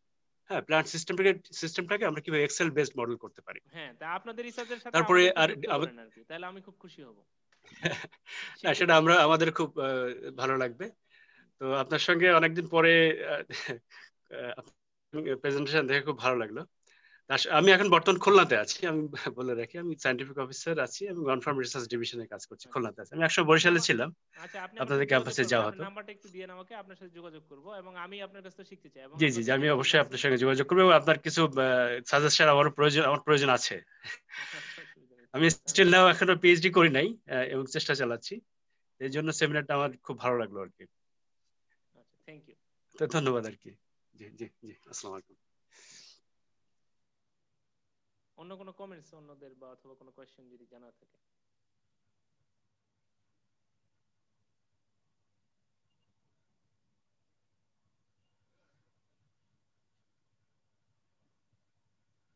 হ্যাঁ স্যার, শুনতে পাচ্ছেন আমার কথা? হ্যালো, কারো কোনো কোশ্চেন শুনতে পাচ্ছেন? আসসালামু আলাইকুম স্যার।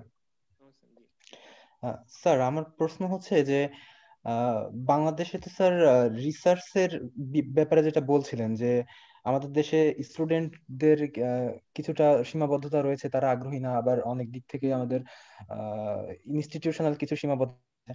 তো স্যার, রিসার্চ সোসাইটিতে কাজ করার পরে আমি যেটা দেখেছি যে আমাদের দেশে রিসার্চ করতে চায় এমন স্টুডেন্টের সংখ্যা যথেষ্ট, কিন্তু স্যার তারপরেও আমরা ইনস্টিটিউট গুলো থেকে সেই ধরনের জায়গাটা আমরা কেন পৌঁছাতে পারছি না? বা স্যার, আপনি আরেকটা কথা বললেন যে আমাদের রিসার্চ করার মতো যথেষ্ট জায়গা রয়েছে, তো স্যার সবগুলোই মনে হয় একটা রিসার্চের একটা পরিবেশ আমাদের রয়েছে, কিন্তু স্যার আমরা সবগুলো কম্বাইন করতে কেন পারছি না, বা আমরা সেই জায়গাটাতে কেন পৌঁছাতে পারছি না?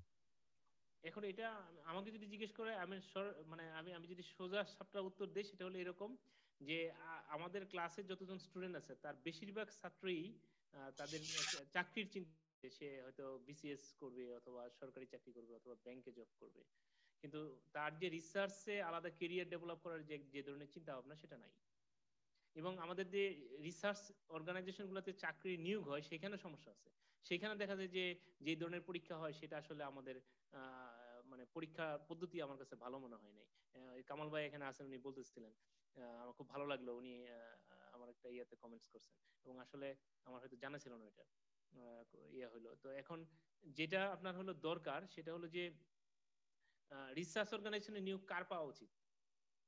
যার রিসার্চ লাইনে ডেভোশন আছে, যার কাজের ভালো অভিজ্ঞতা আছে, যার ভালো আছে তাদের, বা প্যাশন আছে তাদের। কিন্তু আমি যখন রিসার্চার নিয়োগ দিই তখন ওইখানে আসে হলো বাংলা, ইংরেজি অথবা অথবা মানে ম্যাথমেটিক্স। তাহলে স্যার আপনি অনুমতি দিলে একটু শেয়ার করি স্যার। সেটা হচ্ছে স্যার আপনার সবার অবগতির জন্য জানাই, সেটা হচ্ছে যে বাংলাদেশ আবহাওয়া অধিদপ্তরে যারা চাকরি করে, সেটা হচ্ছে আমাদের যে ইউনিভার্সিটি পুরো সাউথ এশিয়ার মধ্যে হচ্ছে ট্রেনিং সেন্টার। তো সামহাও এখানে আমাদের বাংলাদেশ আবহাওয়া অধিদপ্তর থেকে ওই সুবাদে ট্রেনিং এ আসছে। একজনকে জিজ্ঞাসা করলাম আপনি তো আবহাওয়াবিদ, স্যার আমার কথা কি শোনা যাচ্ছে? হ্যাঁ শুনতে পাচ্ছি। তো বললাম যে আপনি তো আবহাওয়াবিদ, তো আপনি আসলে আপনার ব্যাকগ্রাউন্ড কি? বলছে যে আমি ইকোনমিক্সে পড়ছি। এমন যে আমি ইকোনমিক্সে পড়ে আমি অনেকক্ষণ বসেছিলাম 2 মিনিট। বসার পরে তার আমি জিজ্ঞাসা করলাম যে আপনি কিভাবে এই ফরকাস্টিং এর কাজ করেন। বলছে ভাই আমার তো পরীক্ষা আসছে বাংলা ইংলিশ সাধারণ জ্ঞান, আমি তো পরীক্ষা দিয়ে টিকছি। সে আসার পরে এখানে কিছুই বুঝে না, আমারে বলে কোথাও কোথাও মানে মার্কেট করা যায়, সরকার থেকে টাকা দিছে, তার মার্কেট জায়গাগুলো নিয়ে গেছে, মার্কেট করে বেড়াইছে। এই হচ্ছে অবস্থা। তাহলে একটা ইকোনমিক্স পরে সে এখন আবহাওয়া অধিদপ্তরে সে হচ্ছে ফরকাস্টিং এর কাজ করতে, তাহলে এটা কিভাবে সম্ভব? সেটাই। আচ্ছা ওটাই বলতেছিলাম যে আমাদের অনেকই আছে সেই জায়গাগুলোতে আমাদের আসলে কাজ করার সুযোগ আছে। এখন এই জন্যই তো আমাদের সরকারের একদিকে অর্থ অপচয়, আরেকদিকে হলো আপনার ওই জায়গাগুলোতে আমাদের আসলে টেকনিক্যালি ম্যান পাওয়ার নাই। বিআরআই কামাল ভাই বলতেছিলেন যে এটা খুব ভালো উদ্যোগ যে তারা করতেছেন। মনিরুল সালাম স্যারকে আমি চিনি, উনি ভালো মানুষ, উনি কথা হয় আমার মাঝে মধ্যে। তো উনি যদি আমাদেরকে হেল্প করেন তাহলে হয়তো এই জায়গাটাতে আমরা আরেকটু ডেভেলপ করতে পারবো। গুড। অন্য কারো কোনো কমেন্টস, অন্য কোনো স্টুডেন্ট বা অন্য কারো থেকে, না হলে শেষ করবো। আরেকটা বিষয় হচ্ছে স্যার আমিও ইন্টারেস্টেড, কারণ হচ্ছে মাস্টার যেহেতু আমার মেইন হচ্ছে অ্যাপ্লাইড মেট্রোলজি, যে আপনি যে বিষয়গুলো দেখালেন কার্বন, ফটোসিনথেসিস, আমার কিন্তু মূল পড়াশোনা কিন্তু অ্যাপ্লাইড মেট্রোলজি। এই বিষয়গুলো কিন্তু আমি পড়ছি, ক্রপের ব্যাপারে, ওই যে ব্রিড ইয়ার ব্যাপারে। কিন্তু যেহেতু আমার ওই যে মেইন ফোকাস ছিল আমি অস্ট্রেলিয়া যাবো কেমিকের আন্ডারে, এখন সাইক্লোনে চলে আসছি। তো আমার কিন্তু ওই ইয়াগুলো ইন্টারেস্টেড এখনো আছে, আপনার সাথে অনেক কাজ করার ইচ্ছা আছে আমার।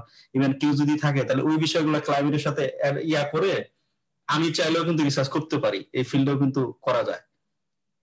আমার খুব বেশি অভিজ্ঞতা নাই, আমি যেটা করতে পারবো সেটা হলো আমি কিছু মানুষকে চিনি, আমি তোমাদেরকে যারা ইন্টারেস্টেড তাদের সাথে লিংক করে দিতে পারবো। দেন তোমরা ওদের সাথে মানে ওই রেসপেক্টিভ লোকজনের সাথে লিংক হয়ে কাজ করতে পারবে। যেমন এখানে কামাল ভাই আছেন মডেলিং এর লোক, এখন তুমি যদি উনি মডেল করতে পারেন, আরেকটা জিনিসও কাজ হতে পারে, তাহলে কামাল ভাইয়ের সাথে কাজ করতে পারেন। সেই ক্ষেত্রে কামাল ভাই উনি ওনাকে শিখাইলেন অথবা ওনার কাজের অংশ হিসেবে এটা একটা বিষয়। আরেকটা বিষয় আপনি বললেন না, একটা সাপোর্টিং হ্যান্ড পাইলেন। হ্যাঁ স্যার, ওই যে আপনি একটা ফরকাস্টিং এর ব্যাপার বললেন না, কতটুকু প্রোডাকশন হবে, কি হবে, কতটুকু হবে। এখন কিন্তু পৃথিবী কিন্তু স্যার আর্টিফিশিয়াল ইন্টেলিজেন্স এর দিকে চলে যাচ্ছে। আমার কিন্তু PhD machine learning deep learning এর জন্য অনেক অন্যান্য মডেলের চেয়ে আপনার মেশিন লার্নিং বা ডিপ লার্নিং মডেল অনেক একুরেট প্রেডিকশন করতে পারে। আমরা কিন্তু ওনারা যদি ডেটা দেয় সেটা কিন্তু আমরা ইউজ করে, ইভেন আমি যেহেতু আমি কাজ করতেছি মেশিন লার্নিং ডিপ লার্নিং, খুব সুন্দর কিন্তু আমরা প্রেডিকশন করতে পারি। এটা নিয়েও কিন্তু কাজ করা যেতে পারে। আমরা 50 বছর পরে কি হবে আমরা এখনই কিন্তু ওই সিস্টেমে চলে যাইতে পারবো। ঠিক আছে, এটা একটা বলছি যে স্কিল গুলোতে এগুলো দরকার। যে এইজন্য স্যার আজকে প্রোগ্রামের মাধ্যমে অনেক সুবিধা হলো, কামাল ভাইকে পেলাম, আপনাকে পেলাম, অনেকে আছে। তো আমিও চাচ্ছি যে নেটওয়ার্কিং করার জন্য যারা যে ফিল্ডে হোক আমরা অ্যাড হইতে পারি কিনা, সবাই মিলে এক সময় আসলে একটা ইফোর্ট দিলে অনেক কাজ হবে ইনশাআল্লাহ। জি, আর কার কোনো কোশ্চেন থাকলে স্যারকে প্রশ্ন করতে পারেন।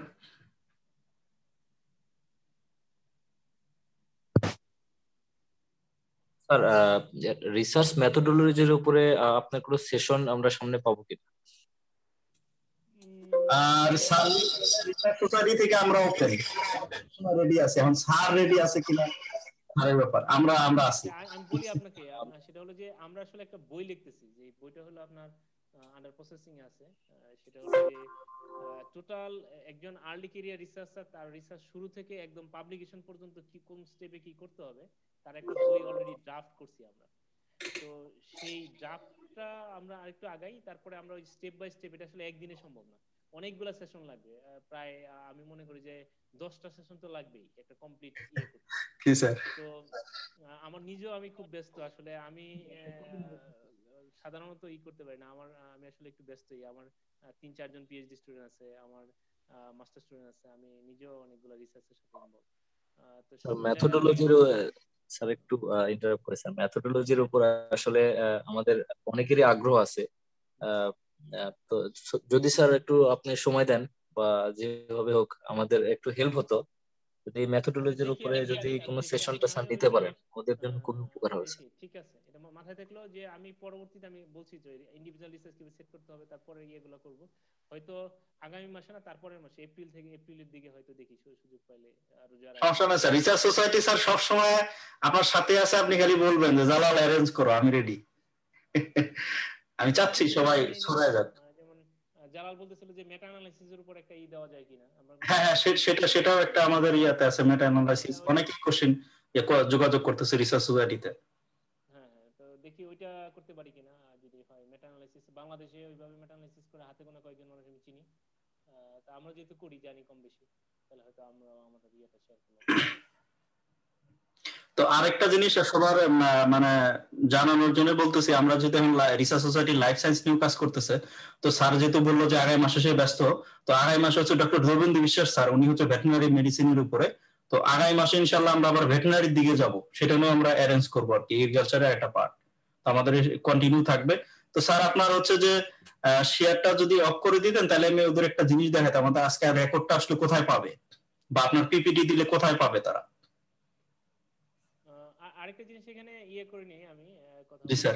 সেটা হলো যে মালয়েশিয়ার যে ভাইয়ের সাথে আমরা বইটা লিখতেছিলাম কেএসআই, জি স্যার। মানে একজন আর্লি ক্যারিয়ার রিসার্চার কিভাবে সে তার রিসার্চ থিসিস প্ল্যান থেকে করবে, উনি একটা নোবেল আইডিয়া আছে ওনার, বিশেষ করে আমাদের আন্ডারগ্রাজুয়েট এবং মাস্টার্স ছাত্রদের জন্য খুবই উপকারী। আর তোমরা যদি এটা আয়োজন করো তাহলে আমি ওনাকে রিকোয়েস্ট করতে পারি, তাহলে উনি হয়তো একটা বড় মানে 1 ঘন্টা বা 2 ঘন্টার একটা লেকচার দিতে পারেন। জি স্যার, এটা করা যাবে। স্যার আপনার মাইক্রোফোনটা একটু নিয়ে গেলে কথা আসতে শোনা যাচ্ছে। হ্যাঁ বলতেছিলাম যে মালয়েশিয়ার যে ভাইয়ের কথা বলছিলাম, যে কামালউদ্দিন ভাই, অ্যাসোসিয়েট প্রফেসর ইউনিভার্সিটি পুত্রা মালয়েশিয়ার। তো উনি এটার মানে একটা নতুন টেকনোলজি বলতেছেন, ওটা হলো কিওয়ার্ড সিকোয়েন্স ইম্পর্টেন্স, একটা টেকনিক। সেটা হলো সহজে কিভাবে থিসিস লেখা যায়, সহজে কিভাবে ম্যানুস্ক্রিপ্ট লেখা যায়, ওটা একটা টেকনিক উনি করেন, ওটা ওই ইউনিভার্সিটি উনি পড়ান এবং আমার কাছে ভালোই লাগছে।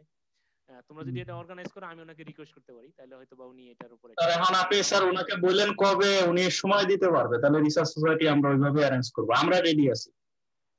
আচ্ছা ঠিক আছে, তাহলে আমি ওনাকে মেসেজ দেব। আমি তোমাকে তুমি সরাসরি যোগাযোগ করতে পারো ওনাকে, তোমাকে আমি দিছি তো লিংক দিছি। না সেটা ঠিক আছে, তারপর ওইভাবে তো চিনে না, তারপর আপনি যদি একটা ইমেল দেন আমাকে। আমার রেফারেন্স আমি ইমেল করে দিব না, আমি ইমেল করে দিব না। জি স্যার।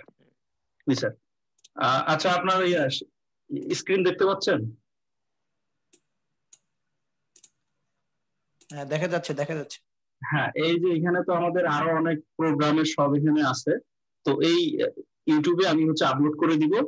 তো আপলোড করে দিলে ওইখানে হচ্ছে যে পিপিটি সার দিলে পিপিটি সহ আমি দিয়ে দিব। এখানে হচ্ছে যে আজকে আমার বিভিন্ন প্লে লিস্ট আছে, সায়েন্টিফিক পেপার রাইটিং, আইএলটিএস এর উপরে, তারপরে হচ্ছে যে অন্যান্য যে ইয়াগুলো আছে, পাইথন ট্রেনিং এর পরিসংখ্যান, সব এক জায়গায় আছে। তো আমি সুন্দর করে দিয়ে দিব, এখানে আপলোড করব। এই জালাল মেহেনি গেলেই হচ্ছে যে আপনারা হচ্ছে যে আজকে যে রেকর্ডটা সেটা পাবেন, ইভেন স্যার যদি পিপিটি শেয়ার করে সেটাও থাকবে, আর অন্যান্য ভিডিও গুলো আছে যেগুলো হয়তো আপনাদের অনেক উপকার আসতে পারে। আশা করি যে একজন ব্যাচেলর, মাস্টার্স, ইভেন পিএইচডি লেভেলে অনেক কিছু এখানে আপলোড করা আছে, আপনাদের হয়তো অনেক হেল্পফুল হবে। ডেটা অ্যানালাইসিস এর অনেক ভিডিও দেওয়া আছে। তো এই হচ্ছে আমাদের। আর আপনারা যদি আমাদের রিসার্চ সোসাইটির ওয়েবসাইট আছে সেখানেও যাইতে পারেন, সেখানে আমাদের ট্রেনিং ম্যাটেরিয়াল গুলো দেওয়া আছে। তো স্যারের কাছে যদি কোনো কোশ্চেন থাকে তাহলে জিজ্ঞাসা করেন, না হলে স্যার অনেক ব্যস্ত মানুষ, হয়তো বা আমাদেরকে শেষ করতে হবে। আর কারো কোনো কোশ্চেন আছে স্যারের কাছে?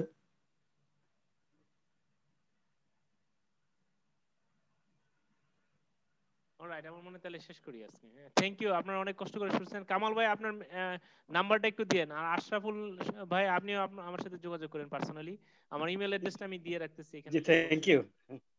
আর কামাল ভাই আসসালামু আলাইকুম ভাই, চ্যাট বক্সে নাম্বারটা দিয়েছি। কামাল ভাই শুনতে পাচ্ছেন? ওয়ালাইকুম আসসালাম ভাইজান, কেমন আছেন? আছি আলহামদুলিল্লাহ। জি পাচ্ছি। বাবুল সরকার নামে একজন সিনিয়র সায়েন্টিফিক অফিসার আছে, চিনেন নাকি? বাবুল সরকার ময়মনসিংহে থাকে। উনি সিনিয়র না, উনি এখন মুখ্য বৈজ্ঞানিক কর্মকর্তা, চিফ সায়েন্টিফিক অফিসার। আচ্ছা আচ্ছা আচ্ছা আচ্ছা, ওনার সাথে আমার খুব ভালো সম্পর্ক। ওনার মেয়েকে আমি পড়াইছি, যাই হোক ওনার সাথে তো কামাল ভাই আপনারা যদি বলছেন মডেলিং এর কাজ করতেছেন, ওই যে স্যার যেরকম বললো, তো আর্টিফিশিয়াল ইন্টেলিজেন্স বিশেষ করে মেশিন লার্নিং ডিপ লার্নিং দিয়ে আপনারা যদি আপনাদের যে ডেটা আছে সেগুলো প্রিডিকশন করতে চান, সেক্ষেত্রে আমি হয়তো আমার যেহেতু কাজ মেশিন লার্নিং ডিপ লার্নিং নিয়ে প্রিডিকশন করতেছি, তো সেক্ষেত্রে হয়তো আপনাদের সাথেও একটা কাজ করার সুযোগ হইতে পারে, যদি আপনারা চান সুযোগ দেন, সেটাও করার ইচ্ছা আছে আর কি। আর এটা তো একটা বিষয়, আরেকটা বিষয় খুব ভালো আইডিয়া, এটা একটা বিষয়। আরেকটা বিষয় হচ্ছে স্যার যেমন আসলো আজকে, আমি চাচ্ছি যে রিসার্চ সোসাইটিতে অন্যান্য ব্যাকগ্রাউন্ডে কাজ করছে, আমরা এখন লাইফ সায়েন্সে কাজ করতেছি, সব চাচ্ছি যে রিসার্চ সোসাইটি সব ফিল্ডে কাজ করবে। তো আপনারা যারা সায়েন্টিফিক অফিসার আছেন বা এগ্রিকালচার বাড়ি বিড়িতে আছেন, তো আপনি যদি সামহাও আমাদের সাথে কানেক্ট করে দেন, তাহলে দেখেন আজকে স্বামী চাপ দিলে আরেকজন হয়তো আপনি বা আরেকজন আসলো, এইভাবে আমরা ভাই কাউকে তো দায়িত্ব নিতে হবে, এইভাবে তো আর চলতে পারে না। তো আপনারাও যদি আসেন তাহলে সেক্ষেত্রে আমরা আরো সেশন করতে পারলাম, সবাই উপকৃত হবে ইনশাআল্লাহ। কামাল ভাই আরেকটা এটা খুব ভালো আইডিয়া। হ্যাঁ কামাল ভাই একটু জানতে জি শিওর। বুলেট ভাইয়ের সাথে কাজ করেন আপনারা ওই ইয়েটা, না অন্য গ্রুপ? গোলাম মাহবুব বুলেট ভাইয়ের সাথে কিনা, না অন্য গ্রুপের সাথে কাজ করেন? জি জি জি, বুলেট ভাইয়ের সঙ্গে একটা প্রজেক্ট আছে, আমি এটা এসিআই এর ফান্ডের একটা প্রজেক্ট আছে আমাদের দেশের দক্ষিণ পশ্চিমাঞ্চলে। আমরা সেখানে মূলত মেশিন লার্নিং নিয়ে কাজ করতেছি আর কি, GIS, remote sensing, machine learning এগুলো নিয়ে। অলরাইট, তাহলে আপনার সাথে করব, অসুবিধা নেই, যোগাযোগ থাকবে আমাদের। আমার একজন পিএইচডি স্টুডেন্ট আছে নেদারল্যান্ডসের, ও আপনার হলো ওই যে জিআইএস বেস কিছু কাজ করতেছে, আমি বুলেটের সাথে যোগাযোগ আছে, জি জি জি, ওনাকে চিনি আগে থেকে পরিচয় আছে। ঠিক আছে, খুব ভালো লাগলো, তাহলে আমাদের যোগাযোগ থাকবে। Thank you for your comments. জি জি, থ্যাংক ইউ, জি ভালো থাকবেন, আসসালামু আলাইকুম। শেষ করে দেন আজকে। আল্লাহ হাফেজ। জি স্যার, আসসালামু আলাইকুম।